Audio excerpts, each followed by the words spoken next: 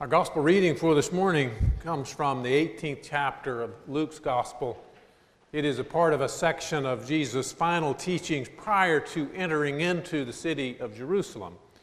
The parable that comes just before it is a parable Jesus addresses to those who are tempted to lose hope. Today's parable is a strange pair. It is a parable told to those who regarded others with contempt and thought themselves righteous. In the parable, we meet a tax collector, and it's important to remember that in Jesus' day, tax collectors were not government workers. They were not bureaucrats. Tax collectors were Jews who collaborated with the Romans and who made their money by collecting excess taxes and keeping the remainder for themselves. It was a criminal enterprise to a degree, and so we're not talking about the IRS here. Let us listen for what the Spirit would say to us. Jesus also told this parable to some who trusted in themselves that they were righteous and regarded others with contempt. Two men went up to the temple to pray, one a Pharisee and the other a tax collector. The Pharisee, standing by himself, was praying thus: God, I thank you that I am not like other people, thieves, rogues, adulterers, or even like this tax collector.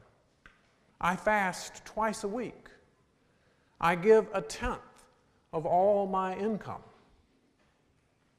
But the tax collector, standing far off, would not even look up to heaven, but was beating his breast and saying, God, be merciful to me, a sinner.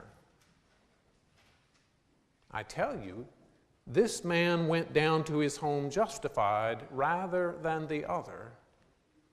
For all who exalt themselves will be humbled, but all who humble themselves will be exalted. The word of the Lord. Thanks be to God. When I first looked at the gospel reading appointed for today, the day when we make our financial commitments to God, I wondered if divine providence was not involved. Tithing figures prominently in many church stewardship campaigns, and I think it a central spiritual discipline. But the tither in our parable does not come off so well, even though he is, an ideal church member. He worships regularly, engages in significant spiritual disciplines, gives to the church, is committed to ethical, moral life. Where can we get more like him? But Jesus holds him up as a bad example and says that a sleazy tax collector stands right in the eyes of God rather than this fellow that many churches would love to have as a member. You know, if you've ever read the Gospels with any care at all, you've probably noticed that the Pharisees have some trouble embracing Jesus. And there's been a tendency over the years to think of Pharisees simply as another way of saying evil bad guys.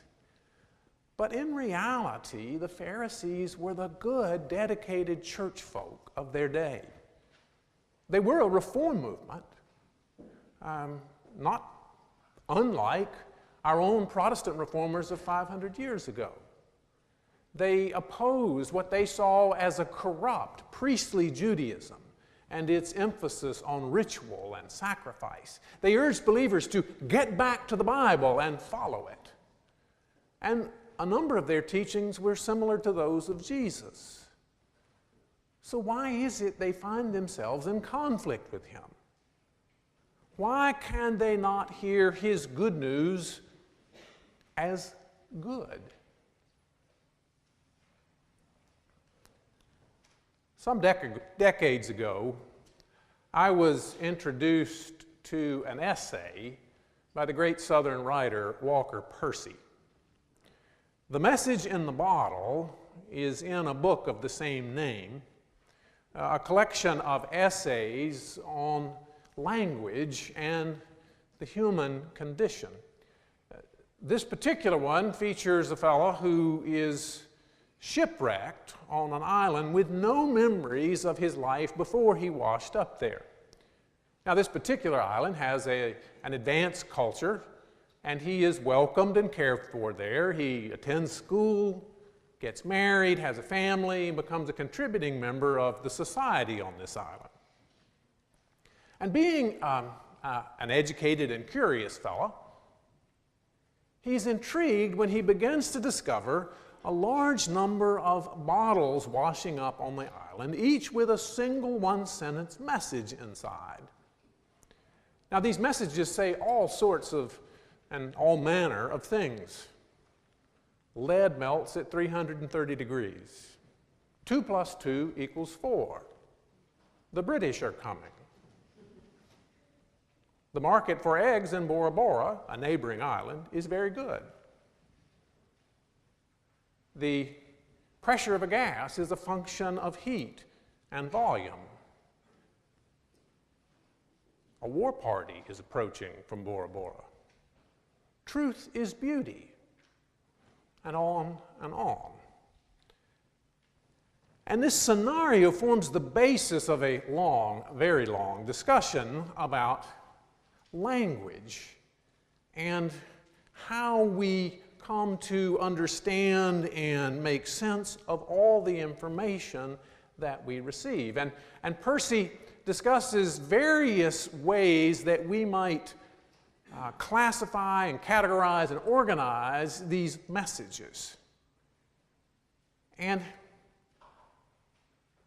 he says that some of these schemes for doing so will not work for our castaway. They will not help him understand what is significant and true and important about these messages because they fail to acknowledge the difference between what Percy calls a piece of information or a piece of knowledge and a piece of news. Now, in terms of knowledge, the statement about the melting point of lead or the factors that influence the pressure of a gas are true, verifiable, and from a scientific perspective, quite significant. A statement on the egg market in Bora Bora seemed rather trivial. But if our castaway makes his living off of eggs, the news about the egg market may be of critical importance to him. That and the news that a war party is approaching from Bora Bora. And if our island is experiencing a severe water shortage, the message in the bottle that says there is fresh water in the next cove may be life-saving knowledge, life-saving news. But what if our castaway is not interested or not concerned about his thirst? Or more to the point, what if our castaway is dying of thirst but does not know that water is the solution to his problem? Will that news about fresh water then simply become one more bit of trivial information or knowledge? It seems to me that one of the difficulties Christian faith faces in our age is it is a message about life-saving water to people who may not realize that they are thirsty. By and large, contemporary Americans do not imagine that we need saving. We may need a little more, this and that, money, possessions, accomplishments, experiences, spiritualities, faith. But we don't need saving. In addition, faith is very often thought in our world in terms of knowledge that we receive or acquire. And so faith problems are sometimes spoken of as a failure to know or understand about the Bible or about church teachings. But in his essay, Percy insists that this confuses knowledge with news. Faith is not, he says, knowledge that we accept. Rather, it is a response to news, like a castaway running to that next cove when he learns there is fresh water there. And yet, Pharisees and lots of other good religious folks have trouble receiving the message Jesus gives as the good news, the life-saving good news that Jesus seems to think it is. I wonder sometimes how many times I miss the depth of God's love and God's grace because I do not imagine that I really, really need it. Not that it's a bad thing.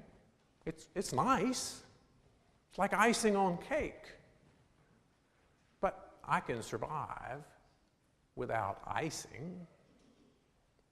You know, if today's parable is to be trusted, then it seems that one of the biggest obstacles to our hearing Jesus' message as news, to being healed, made whole, saved, transformed, becoming new creations, is being able to recognize the depths of our thirst and our hunger when Jesus offers us living water and invites us to his banquet table.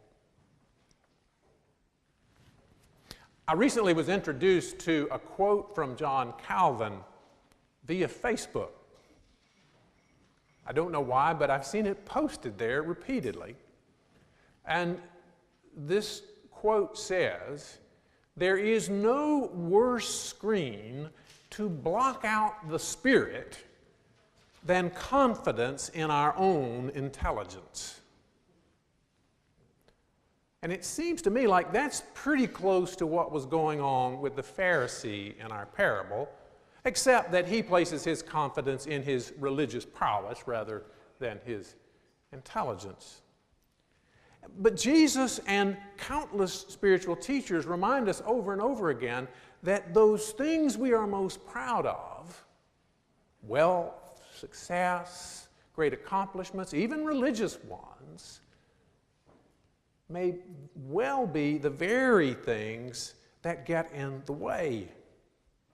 They may let us think that we can do it ourselves, that we don't really need help or others or God. And whatever it is that makes us feel this way, it turns Jesus' life-saving good news into just a bit more religious information. But some of us, maybe a lot of us, have an emptiness, a hole somewhere down within us. Our culture tells us to fill this hole we sense with more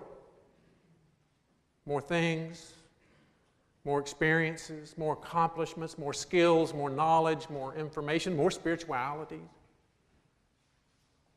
But that never quite seems to do it. The hole is still there. There is a hunger that cannot be satisfied, a thirst that cannot be quenched, and some people even despair and begin to feel lost. But that may be precisely the moment at which they can be found. For it is at such moments that Jesus ceases to be a peddler of some more religious information and teachings, and he becomes the one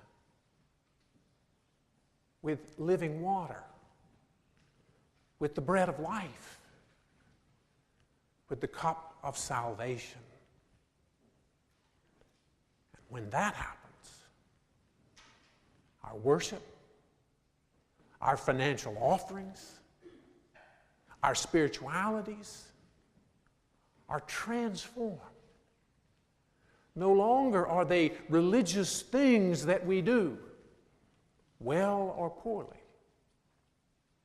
Instead, they become joyful, grateful, thankful, grace-filled, exuberant, spirit-drenched, pell-mell running toward the one who has and who is wonderful, life-changing, life-saving good news.